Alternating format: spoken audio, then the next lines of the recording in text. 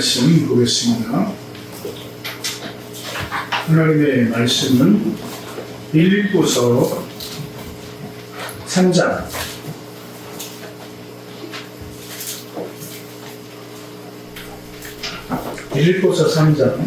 7절에서 9절의 말씀이 되겠습니다.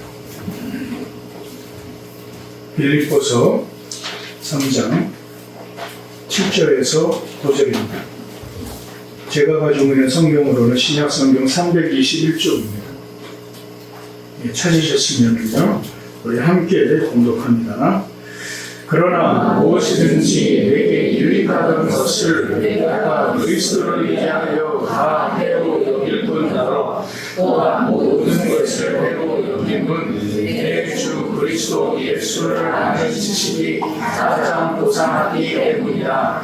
내가 그를 위하여 모든 것을 잃어버리고 내 손으로 여김은 그리스도를 보고 그 안에서 발견되려 하니 내가 가진 의는 율법에서 난 것이 아니요 오직 그리스도를 믿음으로 말미암은 것이니 곧 믿음으로 하나님께로부터 난 의라. 아멘. 할렐루야. 한번 앞뒤 좌우 옆 사람이랑 인사하겠습니다. 할렐루야. 잘 오셨습니다. 한 주간 편안하셨습니까?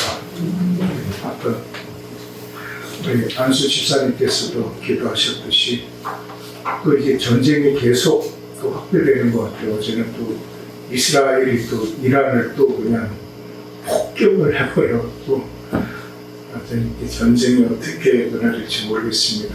아무튼 우리가 어느 때보다 깨어서 기도해야 될 때가 아닌가라는 생각을 해봅니다. 사람이 깨닫는다라는 것은 참 힘든 것 같아요. 그렇지 않습니까? 제가 지난주에 그런 말씀을 드렸죠. 사람은 몇 부류의 사람이 있다? 세 부류의 사람이 있다. 깨닫는 사람, 스스로 깨닫는 사람. 두 번째는 깨닫는 사람을 보고 깨닫는 사람. 그렇죠? 그 다음에는요, 아주 그냥 이게 뭐 환장하죠. 그런 사람들. 환장합니다. 제가 전에 지방에 있을 때 학교에서 그 로마서를 가르쳤습니다. 로마서를 가르치는데 그 학생 중에서도 그런 친구들이 있어요. 좀 몇 마디 쭉 하면은 잘 알아채는 친구들이 있어요. 그런데 아무리 설명을 하고 아무리 얘기를 해줘도 못 알아듣는 사람이 있어요. 참 답답하죠. 그런데 한번 하나님께서 어떨까라는 생각을 해보는데, 하나님께서 우리 보시기에 하나님께서 끊임없이 우리에게 말씀하시고 우리에게 보여주심에도 불구하고 그것을 깨닫지 못해요. 그것을 듣지도 못하고 알지도 못해요. 그러니까 하나님께서 원하시는 삶의 부분이 무엇인지 분별하지도 못해요. 그러니까 오로지 눈에 보여지는 것만을 추구하고 바라보는 거예요. 그러니까 무엇을 잡는 거예요? 물질을 잡는 거고, 왜? 눈에 보여지는 거니까. 당장 눈에 보여지는 힘을 잡는 거예요. 뭐 교회라고 다른 거 없습니다. 교회라고 다른 거 없어요. 교회도 똑같아요. 큰 교회 가는 거지 작은 교회 안 갑니다. 뭐 우리끼리 얘기하니까. 그러니까 보여지는 것에 마음을 빼앗기는 거예요. 그리고 사람은 거기에 영향을 받아요. 그런데 자, 중요한 것은 성경에서 분명하게 말씀하셨듯이 육신의 생각은 하나님과 뭐가 됩니까? 원수가 됩니다. 그러니까 하나님께서 철저하게 하나님의 백성에게 깨닫고 배척하기를 원하셨던 것은 뭐냐면 육신의 생각이에요.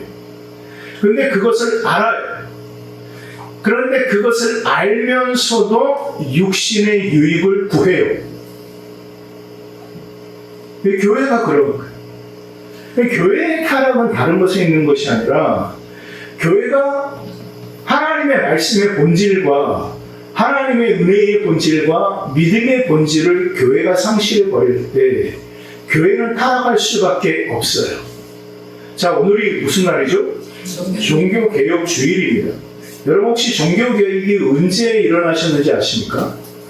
1500? 예, 맞습니다. 정확합니다. 1517년 10월 31일 날 일어났어요.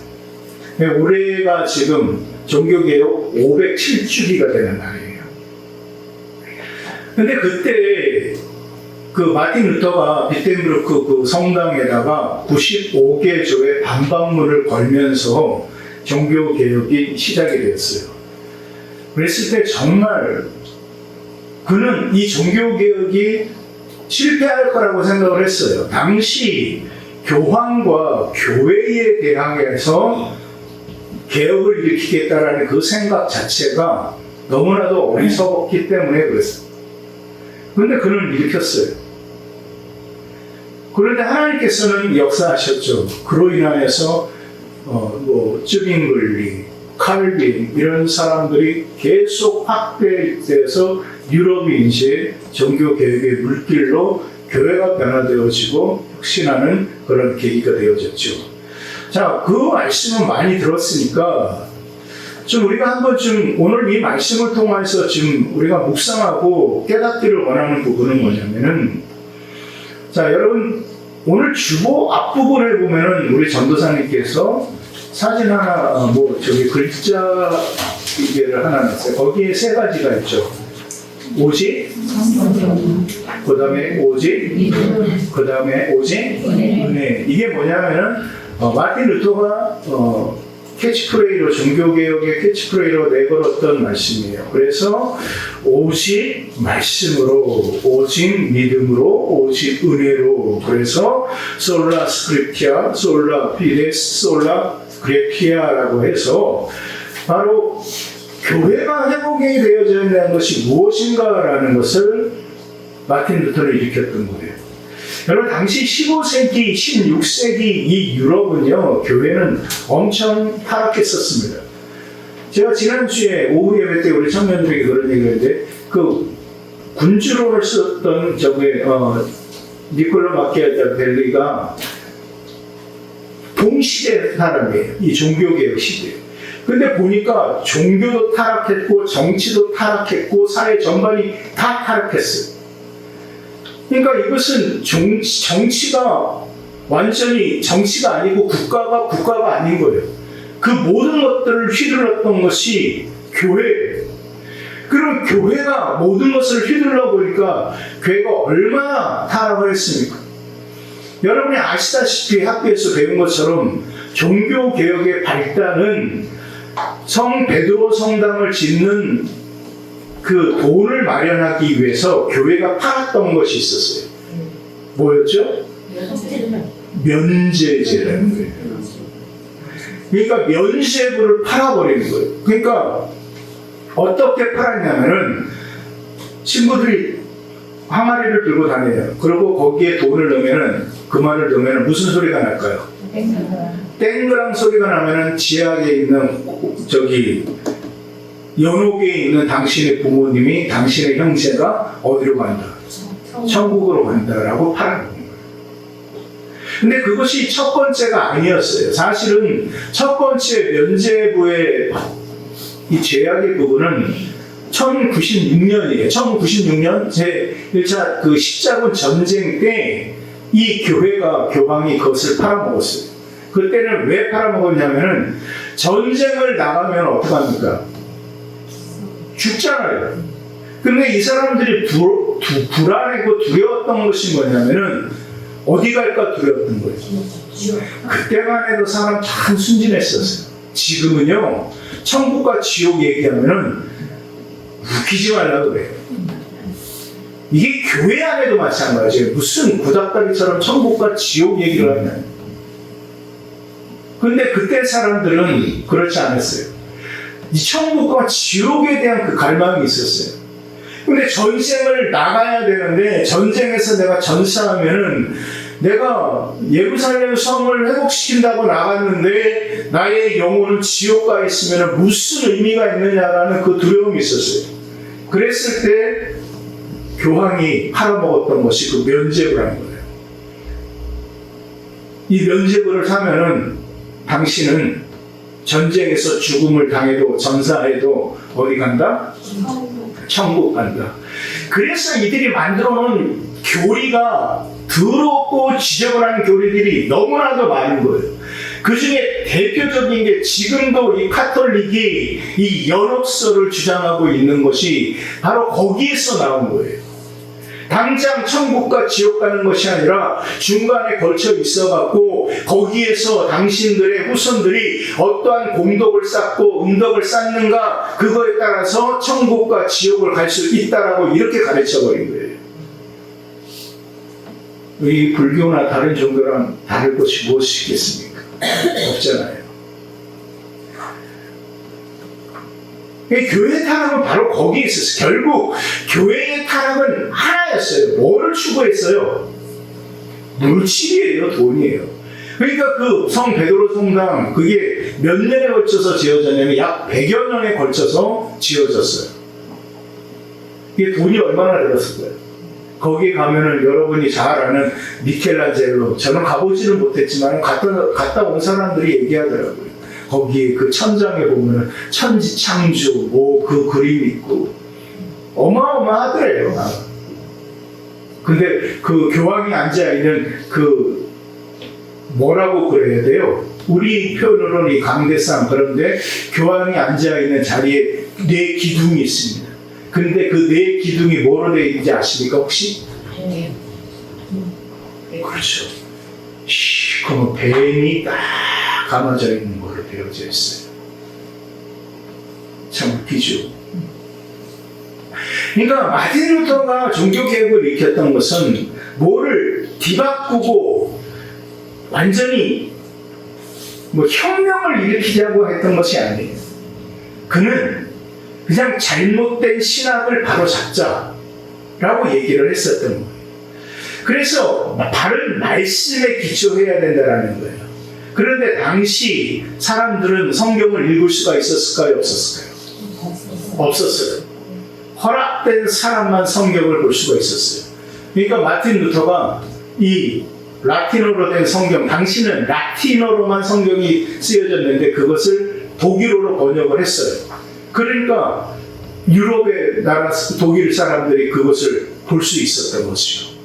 그러니까 우리가 신부들에게 사제들에게 들었던 말씀이랑 틀린 부분들이 너무 많아요.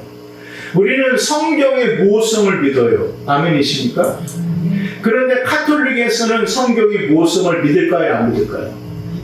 그들이 더 우선한 것이 있어요. 그게 뭐냐면은 교황의 모호성이에요. 그 지금도 마찬가지예요. 그래서 그 사람들은 교황을 얘기를 할 때 뭐라고 얘기를 하냐면 교황성하라고 얘기를 해요. 교황성하. 이 얼마나 하나님 앞에 저는 그런 거 볼 때마다 이 더러워서 구역질이 나요. 하나님 앞에 교황성하. 교황은 무호하다라는 거예요. 그러니까 교황이 말 한마디 한마디가 무호한 말이에요. 그래서 카톨릭은 교황이 어떤 말을 했는가에 따라서 전 세계의 성도들이 그 교황의 말을 받는 거예요. 그래서 교황의 한마디로 인하여서 각 나라의 성인들을 세우기도 하고 회의하기도 하죠. 교황의 인준으로 인하여서 파티마 뭐냐면 이제 그 성모 마리아의 출현이라고 해서 그 파티마라는 유럽의 그 지역에 그 성모 마리아가 출현을 했어요. 그리고 그로 인하여서 신비로운 일들이 일어났단 말이에요. 그런 것들을 교황이 인정해 버리면은 그것이 이제 그들의 신앙이 되어지는 것이고 그들의 믿음이 되어져 버리는 거예요. 그러니까 말씀은 없어요. 그들이 자기들이 어떤 영적으로 신비적인 것을 경험했고 체험했다라는 것이 우선되어지는 거예요. 여러분 제가 전에 그런 말씀을 드린 적이 있어요. 자유주의라는 것이 성경을 인정하지 않고 성경을 신화적으로 해석하고 하는 이런 개념이 자유주의의 정의가 아니라 자유주의의 정의는 성경보다 자신의 체험을 우선으로 하는 것이 자유주의다라고 말씀을 드린 적이 있어요. 그러니까 자기 자신의 체험이 하나님의 말씀보다 우선되는 것은 자유주의인 거예요. 그러니까 우리가 이 하나님의 말씀이 이것이 어찌 자기 자신의 체험보다 낮을 수 있느냐라는 거예요. 그러니까 이 루터는 그것을 회복시키려고 했던 거예요. 그래서 그가 오직 뭐예요? 스크립티아, 오직 말씀으로라고 얘기를 한 거예요. 이게 말씀 외에는 없다라는 거죠. 그래서 교황의 무호성이 아니라 말씀의 무호성을 그는 얘기했다라는 거예요. 그다음에 두 번째로 그가 얘기했던 것이 뭐였어요? 오직 믿음으로라는 거예요. 여러분 아까 우리가 뭐였죠? 저기에서도 교동문에서도 읽었지만은 오직 의인은 뭐로 산다고 그랬어요? 믿음으로 산다라고 얘기를 했어요. 그러니까 이 마틴 루터가 어느 날 성경을 읽는데 이상한 거예요. 그래서 말씀을 보니까 로마서 1장에서 지금 말씀하시는 것이 정말 하나님의 사람이 본질적으로 사랑하는 삶의 본이 무엇을 말하는 것을 말씀하고 계십니다.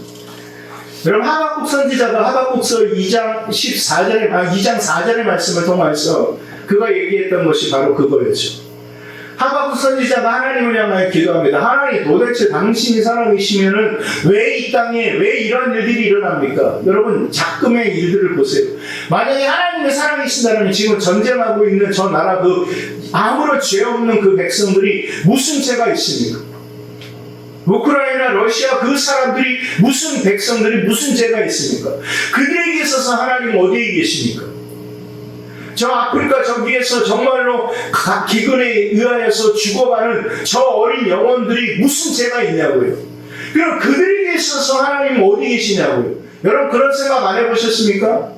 그리고 여러분의 삶에도 마찬가지예요. 내가 이렇게 열심히 살아가고 믿음으로 살아가는데 도대체 왜 하나님 내 삶의 부분을 이 모양 이 꼴이고 내 형편을 이 모양 이 꼴입니까? 라는 생각을 여러분 안 해보셨습니까? 저는 수없이 많이 해봤습니다. 도대체 하나님의 사랑이시면 왜 이 세상이 이 모양입니까? 하박국이 그 기도를 한 거예요. 그러니까 하나님께서 말씀하신 것이 답이 그거예요. 의인은 뭐로 산다? 믿음으로 산다. 이게 환장을 누르시죠. 여러분 그렇지 않습니까? 지금 당장 죽게 되는데 뭔 믿음으로 살아요? 믿음으로 살기는. 그런데 이 루터가 그걸 깨닫는 거예요.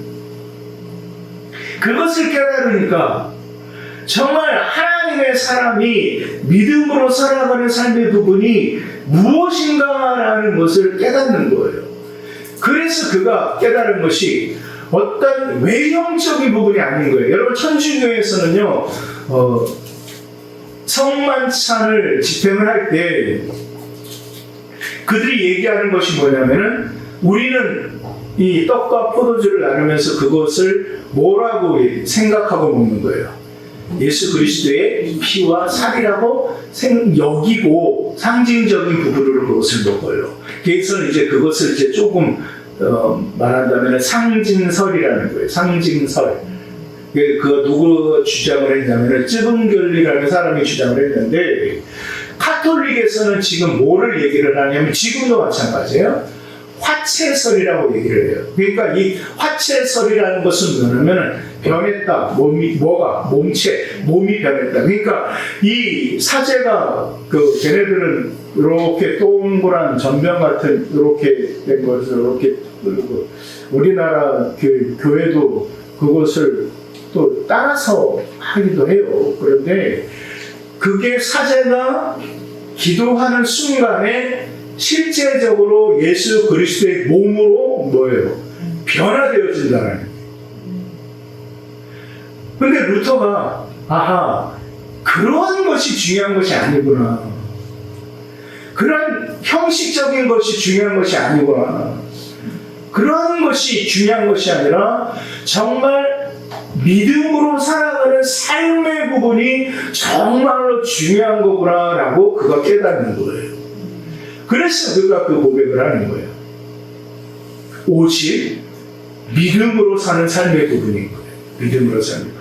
그래서 오늘 그 모든 것에 근거하여서 바울이 얘기를 하는 것이 뭐냐면은 다른 것이 없더라는 것이요. 자, 7절 말씀 우리 함께 읽을까요? 시작.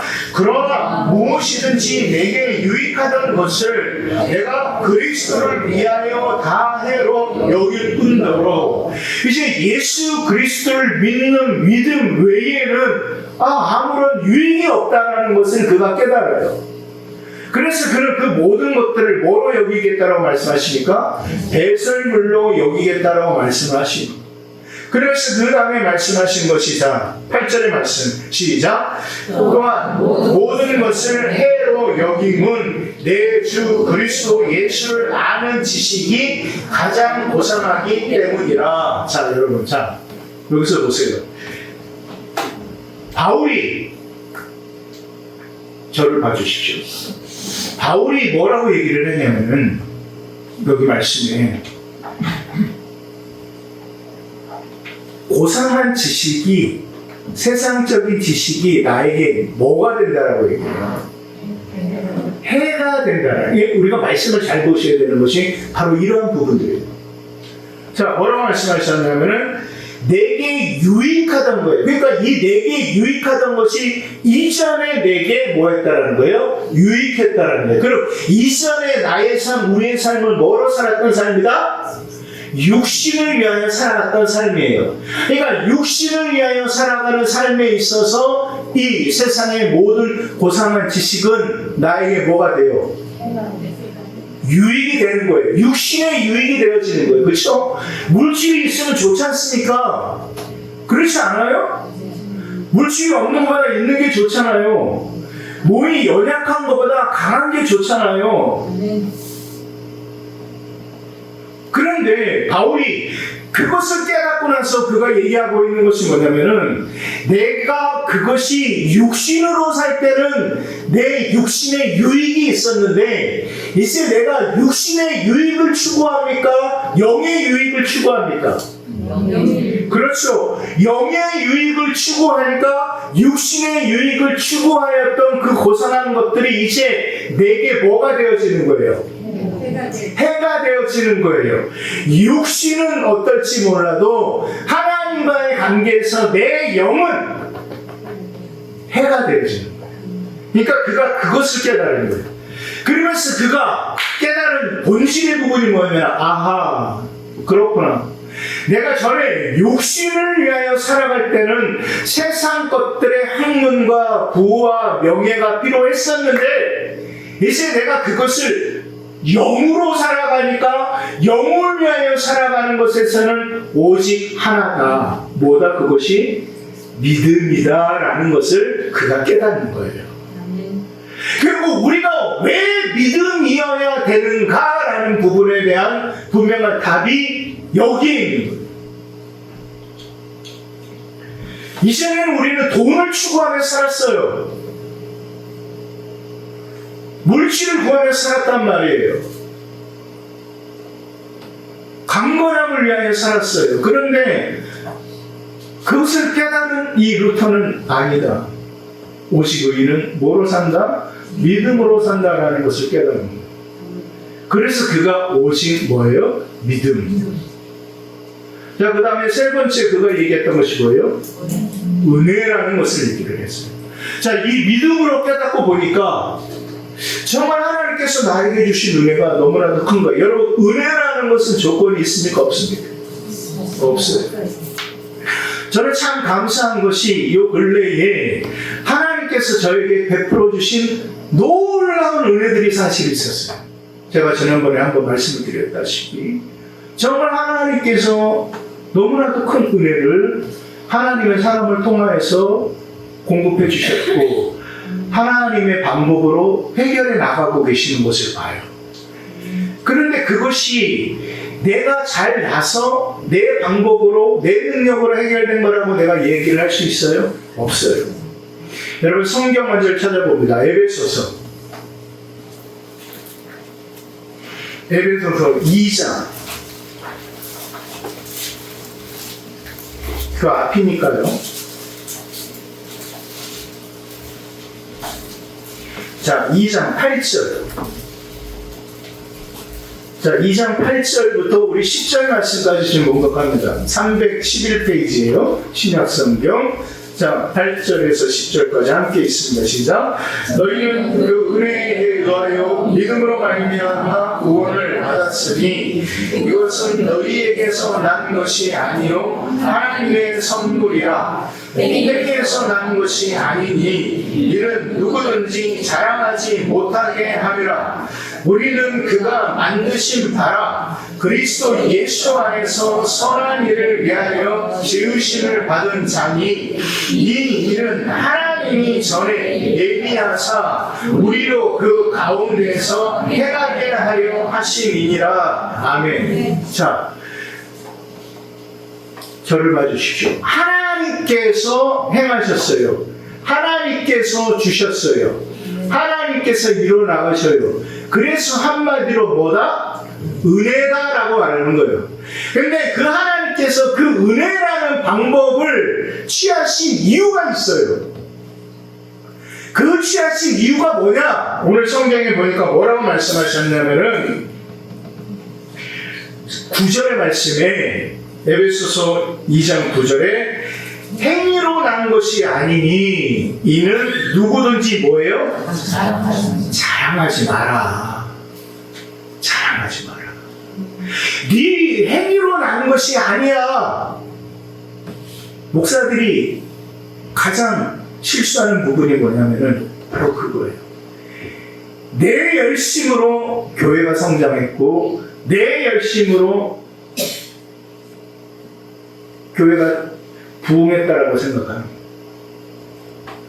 나의 설교를 인하여서 성도들이 변화되어졌고 나의 삶을 통하여서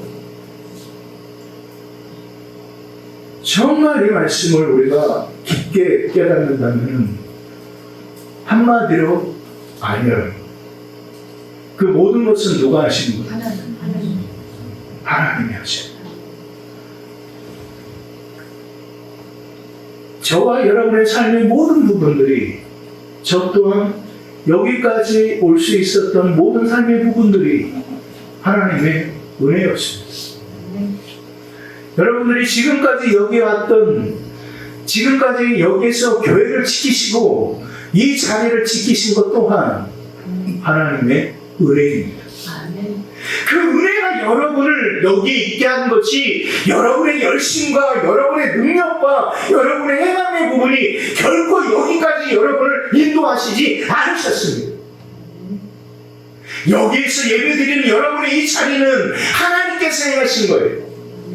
여기까지 우리 교회가 올 수 있었고 세워질 수 있었던 것 또한 하나님께서 행하신 것이고 저와 여러분의 삶의 모든 것 또한 자녀의 삶과 모든 행동 모든 것들 또한 하나님의 은혜였다라는 사실을 여러분 인식하시기를 주의 이름으로 축원드립니다. 그래서 은혜인 겁니다. 자, 그러면 이제 자, 오직 말씀이요 오직 믿음이요 오직 은혜입니다. 그러면은 우리는 어떻게 해야 되느냐라는 겁니다. 종교개혁주의라고 우리가 지금 대한민국의 아니 전 세계 모든 교회가 지금 종교개혁주의를 지켜요. 그럼 우리가 그것을 단순히 지키고 예배드림으로써 끝나는 거냐? 아니라는 거예요. 그럼 저와 여러분 안에 이 종교개혁의 부분은 과연 어떻게 지금 이루어지고 있느냐라는 거예요. 내가 이전의 삶의 부분과 내가 이후의 삶의 부분, 내가 이전에 추구했던 육신의 삶의 부분과 이후에 살아가고 있는 영적인 삶의 부분에서 정말 내 안에 온전히 이루어져야 되는 내 안의 종교의 개혁은 어떻게 되어지고 있느냐라는 것을 우리는 살펴봐야 된다는 것입니다. 여러분 어떠십니까? 여러분 참으로 말씀으로 살아가고 계시면 여러분 참으로 믿음을 구하며 그 하나님의 은혜 가운데 온전히 서 계시느냐라는 것. 여러분 우리가 이것을 아는 것이 중요한 것이 아닙니다. 자, 우리가 깨달았습니까? 아셨습니까? 그러면 그것을 살아내야 되는 거죠. 그것으로 살아나가야 되는 거죠. 세상 사람들이 추구하고 바라보는 것을 우리가 똑같이 바라보고 추구한다면 세상 사람들이 구하고 바라보고 나아가는 것을 우리가 똑같이 구하고 바라본다면 무슨 의미가 있느냐라는 거죠. 이제 우리는 여기에서 저와 여러분에게 질문을 던져야 됩니다. 그럼 내 안의 종교의 계획은 어떻게 이루어지고 있나요?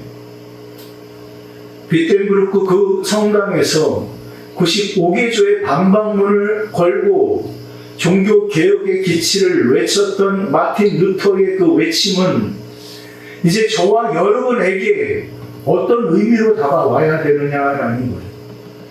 이제 저와 여러분 안에 걸려야 되는 95개조의 방방문이 있어야 된다는 겁니다.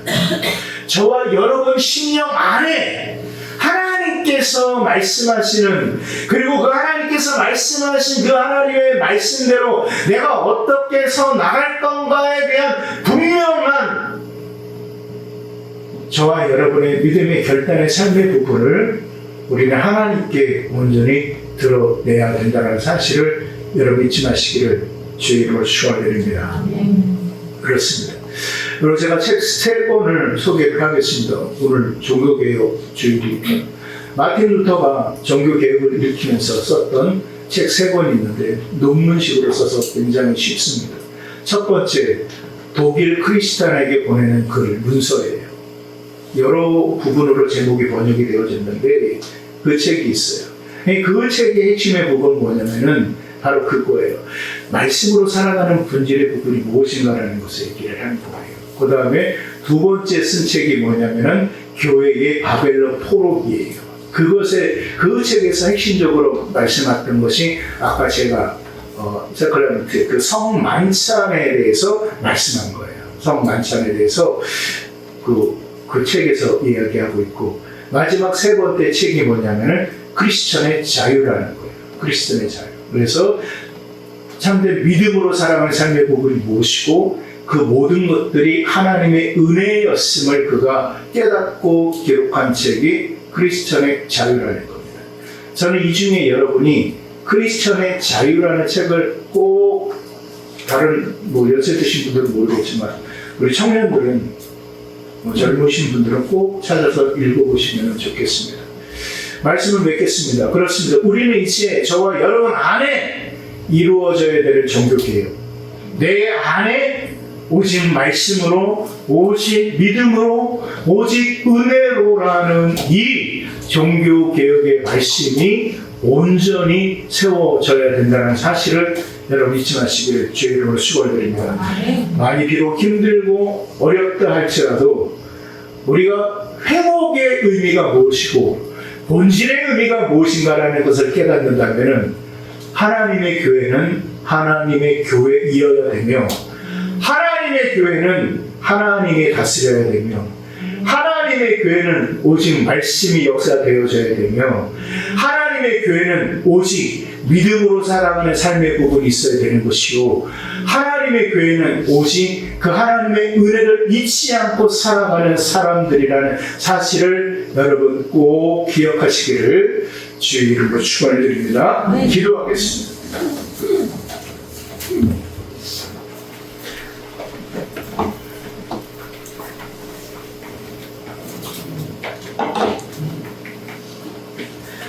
이 시간에 우리 한번 말씀을 묵상하면서 우리 한 목소리로 좀 기도했으면 좋겠습니다. 그렇습니다.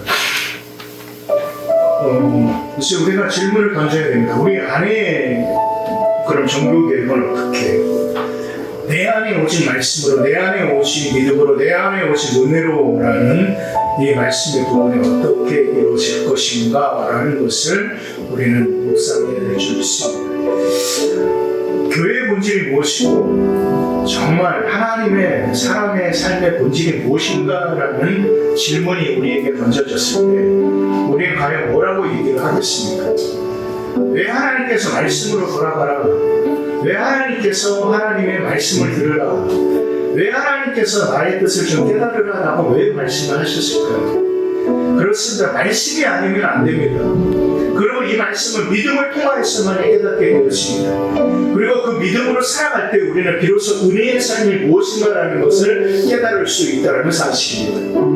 우리가 이 시간에 함께 기도를 하기를 원하는 것은 하나님 이제 내 심령 안에 이루어지는 종교 개혁이 있게 하여 주시옵소서. 오직 말씀이 아니면 안 된다라는 굳건한 믿음이 아니면 안 된다는 온전한 그리고 오직 은혜로만 살아가겠다는 분명한 결단의 삶을 우리가 온전히 살아갈 수 있도록 하나님 도와 주시옵소서. 우리 다 함께 한 목소리를 기도합니다.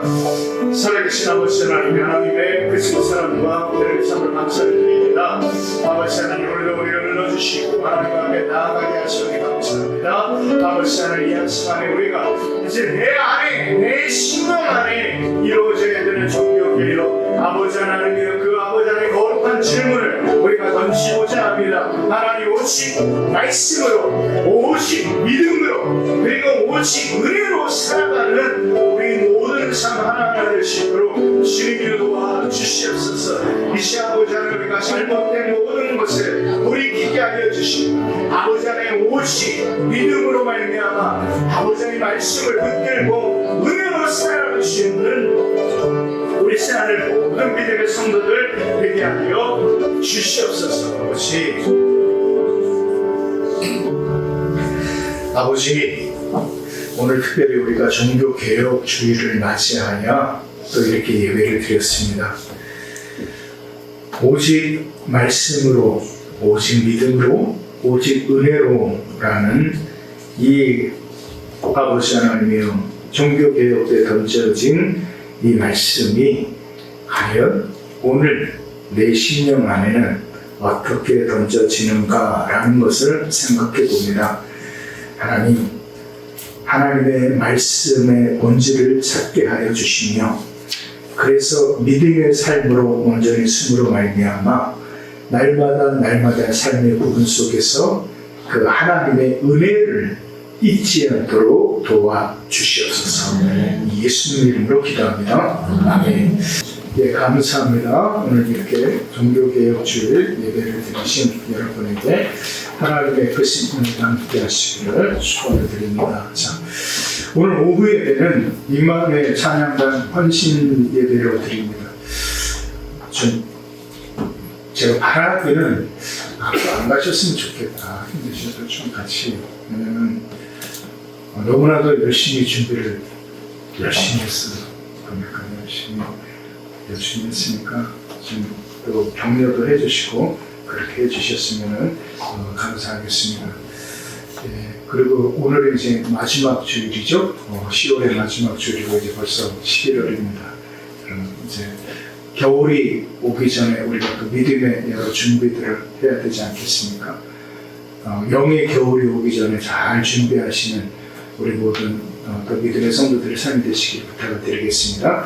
그리고 하나 이 주보에는 빠졌는데 우리 그 성현수 권사님 아들 태호군이 동탄에다가 2호점을 했습니다. 그 동탄에 1호점을 내서 가서 거기는 진짜 호수가 있고 좋은데 그분에 가니까 아주 또 그 회사 빌딩 가운데 인테리어를 너무 두 번째라서 그래서 제가 뭐라고 기도했냐면 요즘 기도하면서 새벽에 하나님 백종원이 2세되게 해주세요. 내가 여러분 우리 또 믿음의 기업들 자녀들의 기업들을 위해서 또 기도해 주시면 감사하겠습니다. 우리 함께 자리에 일어나셔서 우리 주기도문 성문 들으시고 축도로 예배를 마치도록 하겠습니다.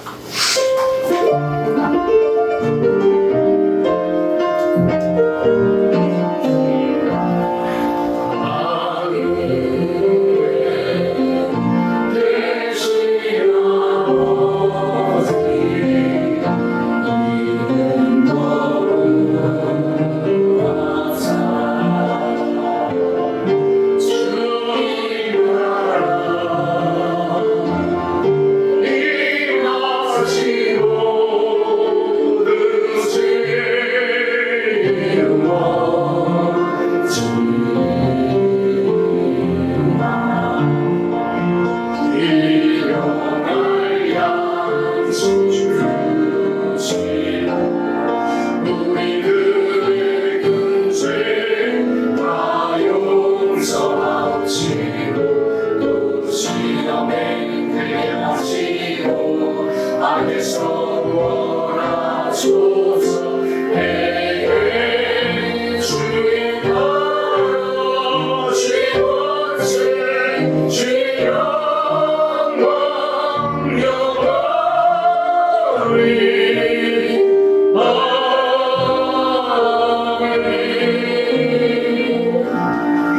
이제는 우리 주 예수 그리스도의 은혜와 우리 아버지 하나님의 극진하신 사랑과 우리 성령 하나님의 감화가동 교통하심의 은혜가 내 안에 새겨지고 내 안에 온전히 이루어질 오직 말씀, 오직 믿음, 그리고 오직 은혜로 살아가기로 결단하는 우리 새하늘 모든 믿음의 성도들 머리 위에, 그리고 저들의 가정과 자녀들과 모든 사업장 생업의 터전 위에 이제부터 영원까지 함께하여 주시옵기를 간절히 축원하옵나이다. 아멘.